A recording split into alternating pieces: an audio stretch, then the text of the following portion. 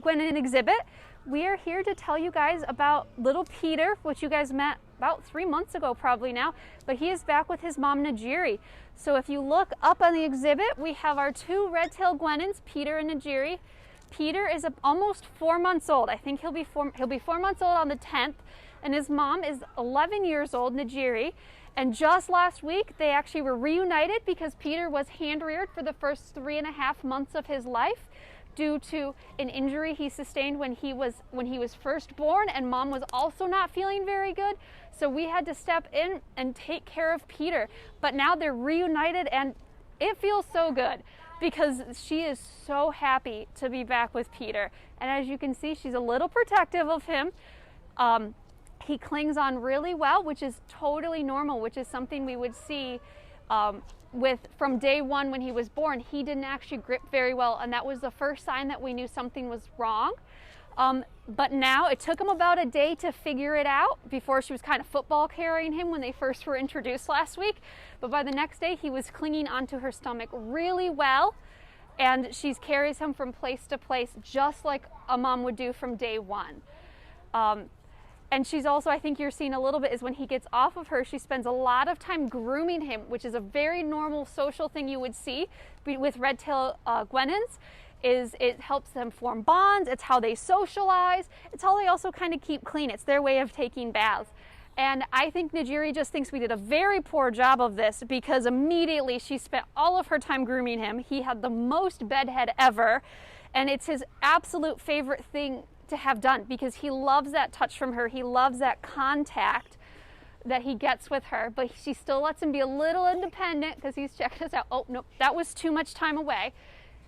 And this is also, he'll sleep like this, holding on to her. Anna asks, how big is he now? The last weight we got on him was about 800 grams, so he's a little under 2 pounds right now. When he's full grown, he'll be between 7 and 10 pounds. The females full grown are about 6 to 8 pounds, but he is still growing. He's still gaining weight. He's still getting bottles 3 or 4 times a day with a special formula. But he also gets special biscuits that are going to help him grow bigger and stronger. His mom also enjoys those biscuits, so they share, but he also eats some of hers. He gets lettuce every day, and he gets different fruits and vegetables every day. He loves any of the fruits he gets. He loves his apples, bananas, grapes, kiwi, pears.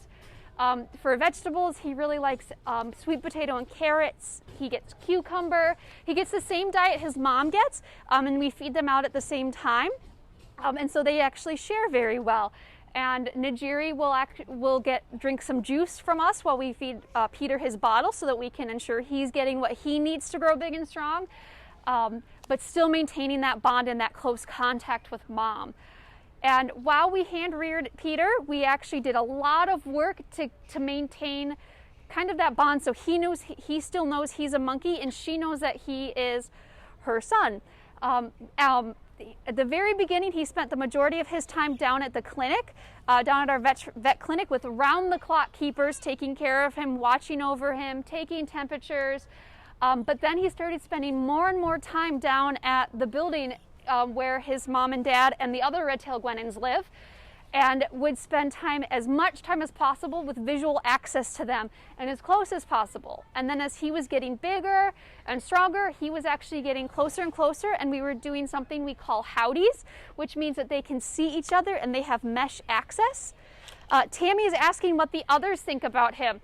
And so far, he's just met and come in closest contact with his mom, but we have done howdies with the other red-tailed guenons, and they're all very interested because they know he's a baby, and in red-tailed guenon families, they actually will take care of each other's offspring and carry them around. It's called allomaternal care, where everyone is involved in taking care of the baby. So I think Jack probably sees him as a good playmate to have soon, and everyone else is still very interested in making sure that he stays safe. He also has had howdies and mesh-to-mesh access with his dad, Kabali, but both of them are quite feisty, but Kabali is still very interested. They all make really positive vocalizations to each other, and Peter is always jumping around and hopping, so it's fun to watch. But Kabali is also very really interested and enjoys spending time with Najiri. So he's interested to see who this new kid on the block is. Now, anytime he gets groomed, he is just so happy. So I love watching that. But you see that she lets him get a little more independent and climb around and eat on his own. But if he were to vocalize in a way that she knows he's nervous or uncomfortable, she will immediately run to him and grab onto him. So we're going to go up top so you guys are going to get a better view of them since they've decided to stay climbing. Because they do. They are a monkey species that prefers to stay up top and up high in the trees. They're found in Central Africa. They're found kind of throughout in the Democratic Republic of the Congo, Central African Republic, not Kenya, Rwanda. So their red-tailed guenons are actually pretty widespread, but they are still threatened with extinction because they are losing habitat. So they're losing their places that they live through deforestation. So the best thing we can do to help protect guenons in the wild is going to be making sure that we are where our wood comes from and that we're not using too much paper, and we're using recycled paper products and recycling the things that we do use, because it's going to help protect the forests that these guys live in. I'm going to go and see, she's doing a little bit of grooming, but I'm going to see if she'd be interested in coming up to the mesh for some juice, but it's going to have to potentially be on the harder mesh. I'm going to see if she wants to bring him and say hi. Maybe not, because she does get very protective of him. Hey, Jerry, Najiri. No. You cleaning him? Yeah, I think we're still a little far away for her for that. But it was a lot of work, and it actually was through teams throughout the zoo. These, someone's asking if they're an endangered species. These guys are actually listed as a least concern species, the red-tailed guenons are, because they do have a very widespread area that they're found in Africa. But within those, there are populations that are more threatened due to, deforestation and hunting, things like that are just happening in those areas. So they're found throughout areas, but then you're going to have certain populations that aren't doing as well as others. So when it came to taking care of Peter, it wasn't just the primate staff doing it. It actually was a whole effort across the zoo. We had vet staff, we had office staff coming in and helping take care of Peter. We had people from membership, people from conservation, people from all over the zoo were helping us because it was a lot of work and a lot of heavy lifting and just round the clock care. Our vet staff is obviously amazing and fantastic, and his health is doing great. We haven't seen any other signs from his injuries that he had when he was a baby. But we're still keeping a close eye on him, and we're still doing a lot what we can do with him. Someone's asking if we can see him right now at the zoo, and right now you can. So he's actually out on exhibit, and we've been having Najiri and Peter go on exhibit for a couple hours every morning to get them comfortable and used to it. And then we're actually going to start introducing him to our other red-tailed guenons because we have his dad Kabali, we have Nagano, Bongo, and Jack, who is a year old. So he's a little bit of a bigger version of Peter, who I think they will have a great time playing together. But typically for a couple hours in the morning, they're going out right now.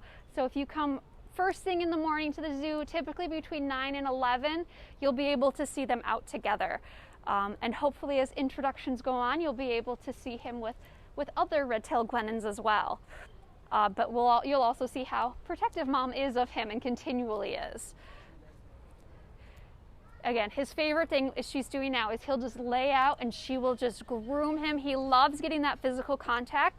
And while he was being hand reared, he was getting exercise sessions throughout the day where we would go in with him and we'd kind of exercise and make sure he was gripping onto things like his stuffed animals well. He was climbing. We would do propping, so the different branches and ropes to get him used to climbing different things and interacting with his environment and making sure he was getting stronger, but then also providing some of that physical contact. So we were trying to get him used to what it would be like to get groomed by mom.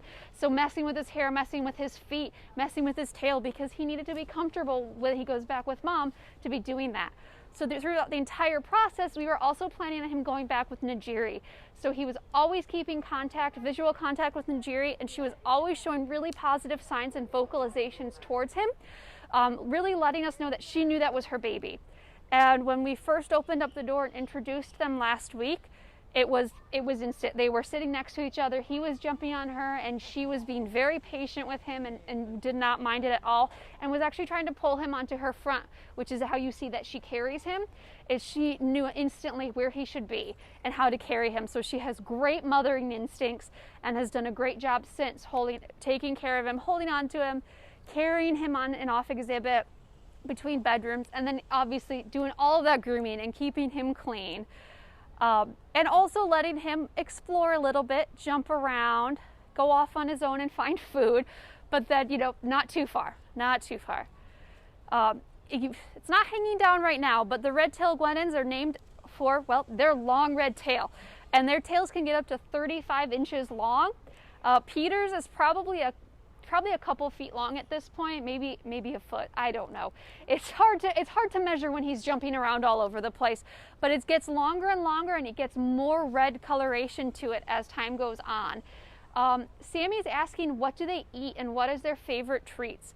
So these guys in the wild are mostly going to eat fruit that they find. They'll also eat different flowers and leaves that they find around, and they will eat insects. So here at the zoo, they get a special primate biscuit diet that's made for primates that eat their kind of diet in the wild. So it's going to have their concentrated vitamins, minerals, and nutrients. But then they get lettuce every day, a different kind of leafy green, so something like cabbage or romaine, iceberg, all sorts of things like that. And then they get fruits and vegetables every day. And that always is changing. They love it when they get things like corn, cucumber, sweet potato, carrots.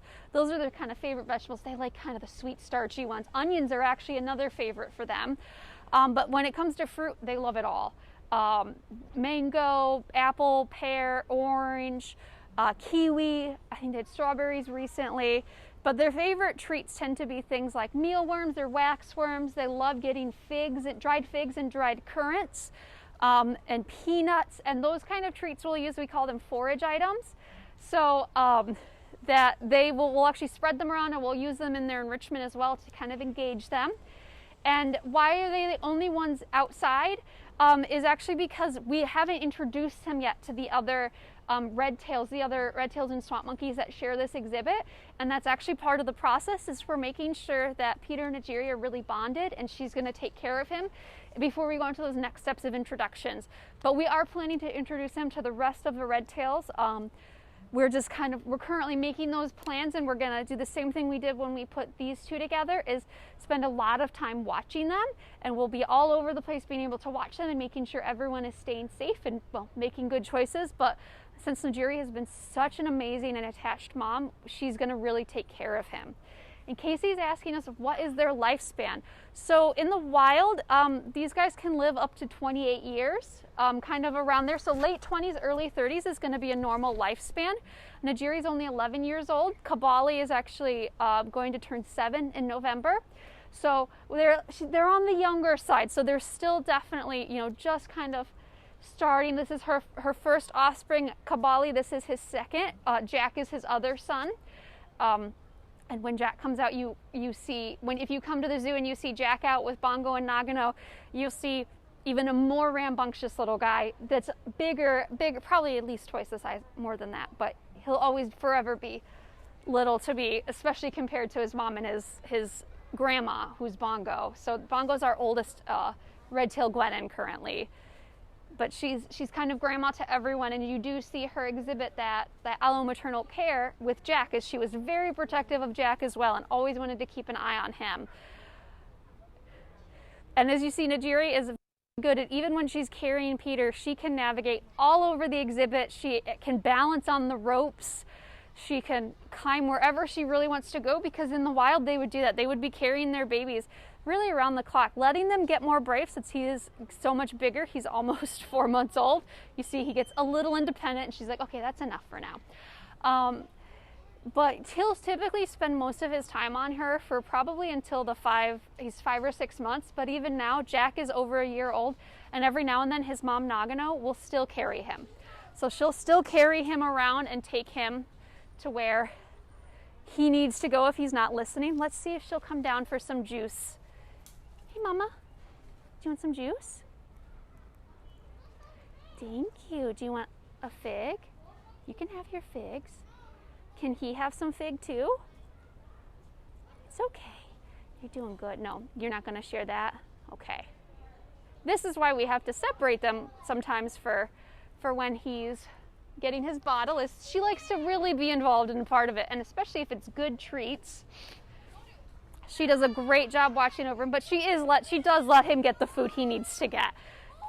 I think they went back around front. So thank you so much, guys, for tuning in and following Jack's story with us. Or Peter. Following Peter's story with us from when he was just an infant being hand-reared to now. Well, our ultimate goal was to get him back with his mom, and they are doing amazing. So if you guys could join us next Wednesday at 11 a.m. for another Facebook Live here at the Houston Zoo, we would love to see you then. But for now, guys, thanks for tuning in, and come and visit us anytime, and hopefully you'll be able to see these two together.